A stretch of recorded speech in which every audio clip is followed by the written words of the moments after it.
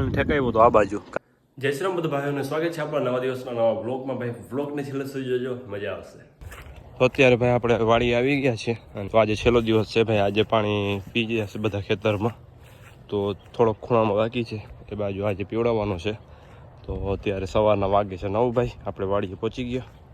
તો ફાઇનલી ભાઈ અત્યારે આ બાજુનો ભાગ થોડોક બાકી રહ્યો છે, અહીંથી કરી ને આટલો. તો અહીંયા થોડીક નાલી કરવી પડશે પહેલાં, તો પછી જશે.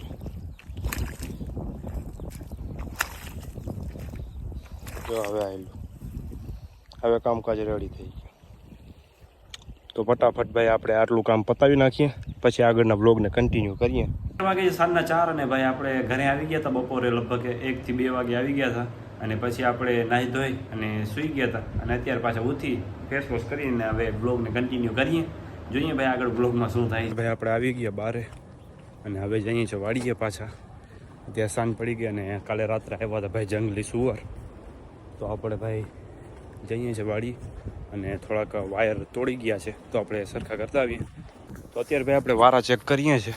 હવે જ્યાં જ્યાં ભાઈ નીચે પડ્યા છે એ બધા આમ સરખા ફિટ કરવાના છે. બાકી પાણી તો આપણે રેડી થઈ ગયું, પીવડાવી દીધું ખેતરમાં. હવે ભાઈ આ કાલે છે ને થોડાક આવ્યા હતા ભૂંડણા, ખોડી ગયા, નુકસાન કરી ગયા થોડુંક. તો આપણે ચેક કરી લઈએ બધા વાર. આમાં ક્યાંક ક્યાંક ઝાડવા અડી જાય છે ને એટલે આ ઝટકો નથી લાગતો અને એના હિસાબે ભાઈ આવી જાય છે ભૂંડણા. તો આ બધા કાપવાના છે.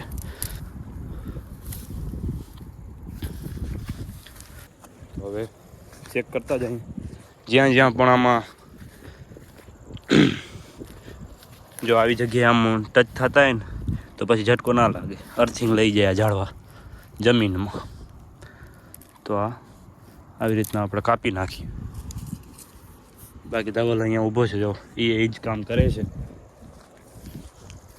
અહીંથી થોડીક આમ આડી થઈ ગઈ છે અને સરખું આપણે ફિટ કરી નાખીએ. અહીંથી ભાઈ આ સાવ નીચે થઈ ગયો છે વારો, તો આપણે છે ને હજી આને ટાઈટ કરવું પડશે. કાલે અહીંથી આવ્યા તો જો આગળથી ભાઈ અંદર આવી ગયા હતા 4-5 સુવર, પછી ખોદી ગયા, નુકસાન કરી ગયા છે. તો થોડું થોડું આપણે આમાં અપડેટ કરવું પડશે, ત્યારે થશે બધું. તો ભાઈ ઝટકાનું કામ રેડી થઈ ગયું છે. અહીંયા ધવલ હાઈલો જાય છે આગળ. હવે ભાઈ આમાં ગારું ગારું પડ્યું છે, કારણ કે સવારે જ આપણે પાણી પીવડાવ્યું હતું આ ભાગમાં. તો હવે જઈએ પાછા આ બાજુ. અને અહીંયા ખુરશી ભાઈ રાખી ગયા હતા જ્યારે પાણી ચાલુ હતું ત્યારે જ. તો ભાઈ વાયર તો બધા સરખા કરી નાખ્યા છે. હવે જઈએ છીએ ભાઈ એમાં ચાલુ કરીને ચેક કરીએ પાવર આવે છે કે નહીં, કે પછી બેટરી જ ઉતરેલી છે, કાંઈ ખબર નથી પડી. તો ચેક કરી લઈએ એકવાર, પછી ખબર પડે હકીકત શું છે ને. ઝટકા બાંધેલા છે છતાં પણ ભાઈ સુવર આવી જાય છે. હવે ઝટકો લાગતો નથી કે શું ખબર નહીં, કાંઈ આગળ જઈને ચેક કરીએ ભાઈ. ચાલુ કરી વહેલા પાડી લેશે આપણે. ધવલને ઠેકાવ્યું તો આ બાજુ, કારણ કે આપણે ઝટકો જે રાખેલો છે એમાં બેટરી ખરાબ થઈ ગઈ છે. તો હવે ભાઈ અહીંથી વારો દીધો બીજા ખેતરમાંથી, તો અહીંયા કનેક્શન કરી નાખ્યો છે. હવે જઈએ પાછા ઘરે, કારણ કે ભાઈ આ બેટરી તો ખરાબ થઈ ગઈ એટલે જ સુવર આવી ગયા હતા. જો કાળું પડી ગયું છે, તો એના હિસાબે ભાઈ ઝટકો લાગ્યો નહોતો અને આપણા સુવરભાઈ આવી ગયા હતા અંદર ખેતરમાં. આ ખેતરમાં ભાઈ પાણી પીવડાવી દીધું. હવે ભાઈ બાજુમાં જે ખેતર છે બીજો એમાં ચાલુ છે, તો એ પી જાય પછી એ સામે વાં છે ઓલી બાજુ એ ખેતર પીવડાવવાનું, એ પી જાય પછી પાછું આમ જ ચાલુ કરવાનું છે. તો લગભગ 7-8 દિવસ પછી પાછું આપણે જેસે તે કન્ટિન્યુ કરવાનું છે. ગેટ કરી નાખીએ લોક અહીંથી. જો આવી રીતના લોક થાય તો આને છે ને આને થોડુંક આમ જાદુ કરવું પડે તો આ મેચ થઈ જાય. જો થઈ ગયું. હવે આને કરી નાખો બંધ. તો આમાં બધા અલગ અલગ કોડ હોય, એ કોડ નાખવા પડે ત્યારે થાય. તો ભાઈ આવી ગયા ઘરે અને ખેતરમાં પાણી ચાલુ હતું. તો ભાઈ આપણે એક દિવસનો બ્લોગ પણ ગેપ આવી ગયો, રજા આવી ગઈ છે વચ્ચે. અને આમ જો બોલો ટિકિટ લાવો, અંદર કેમ આવ્યા?